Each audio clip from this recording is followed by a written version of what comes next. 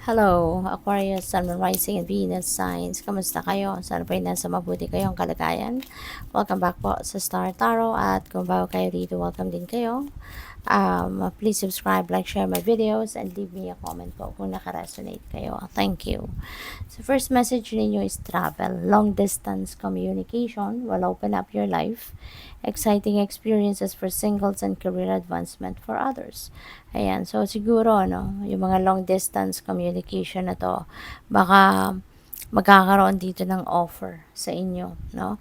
Pwedeng merong magkumbinsi sa inyo na, sige na, apply ka na for abroad. Punta ka na rito, no? Baka kaibigan mo to, kamag-anak na nasa malayong lugar, nasa abroad siguro, ang baka magpapabago ng sitwasyon mo.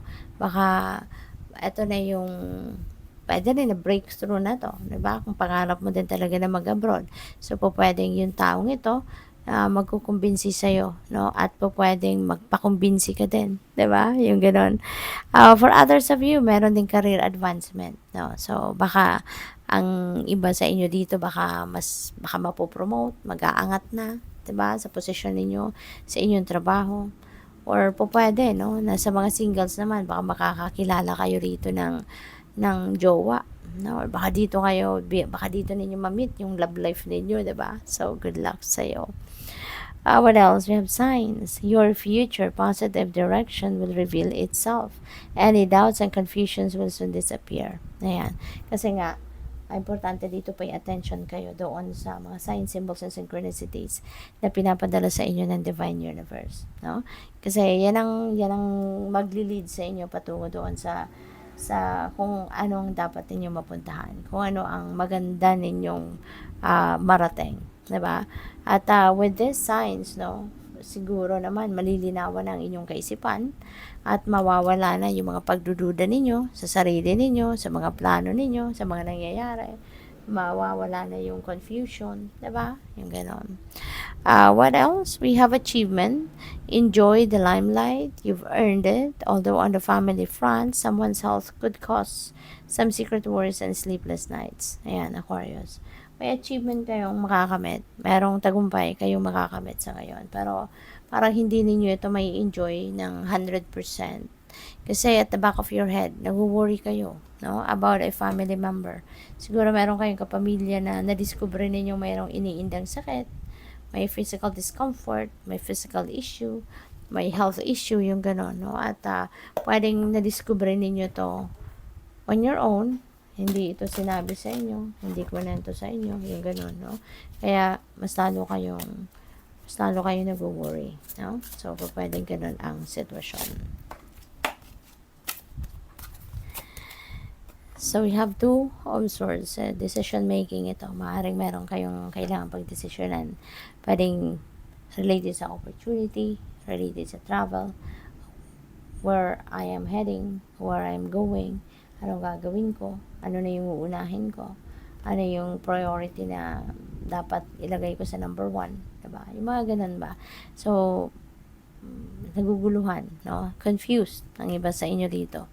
Kaya siguro kailangan ninyo na step back muna, time out ka muna, step back a little bit para mahanap or makita muna ninyo yung clear direction of where you're heading. Okay? Kasi kapag nagpapahinga ka, kapag nagmumuni-muni ka, diyan papasok yung clarity. No?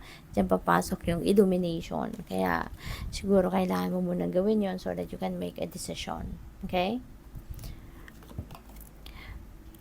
Justice will be served. Ayan. So, makukuha mo kung anong para sa'yo. Whatever it is that you deserve, yun ang ibibigay sa'yo ng universe, yun ang makukuha mo, yun ang marireceive mo sa ngayon. So, balance also will be back in your life, which is really good. Diba? Maybe you are also dealing with your fellow air sign na Libra sa ngayon, or baka may placement kayo ng Libra, pwedeng ganon. So, yun. No? Mababalanse mo na muli ang buhay mo.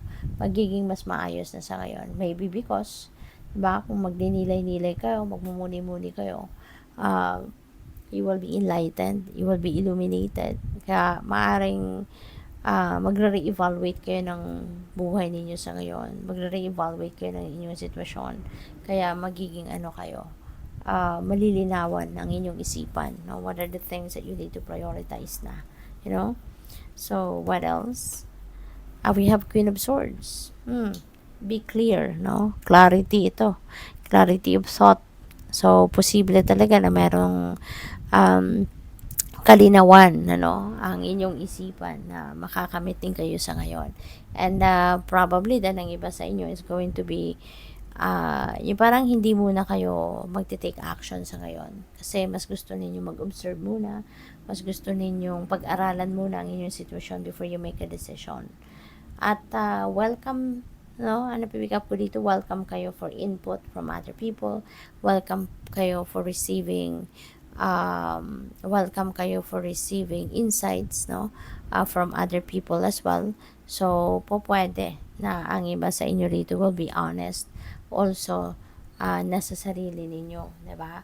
Kasi pwedeng meron kayong mga sariling ideas, pero baka nagdududa kayo sa mga idea ninyo. But with the input then, no, na marireceive ninyo from other people, mga new ideas from other people, new perspective.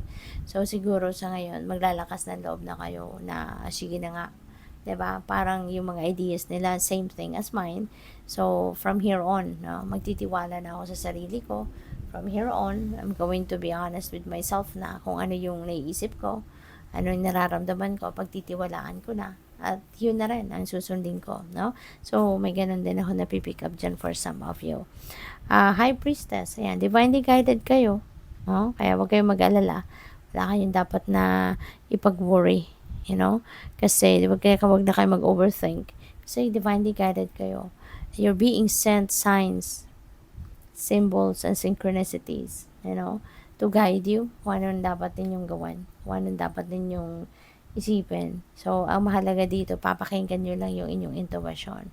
Pakinggan niyo yung inyong inner voice, diba?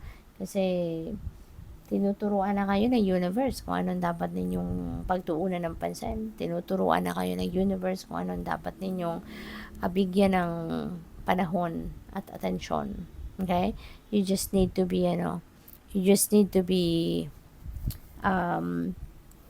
aware, diba, of what is happening in the outside world ninyo. Kasi po pwedeng mga signs, symbols, omens, synchronicities din na pinapadala sa inyo as guidance, diba, hindi lang intuitive messages. Okay, so just tune in, no, sa ano ninyo, sa intuition as well. So good luck. At tingnan natin kung ano pa ang mga mensahe. There could be secrets also, no, na that will be revealed to you. So, ang dami nito. So, meron din mga sekreto na pwedeng malaman ninyo sa ngayon. Pwede rin na kayo ang merong sekreto at i-divulge nyo na yan.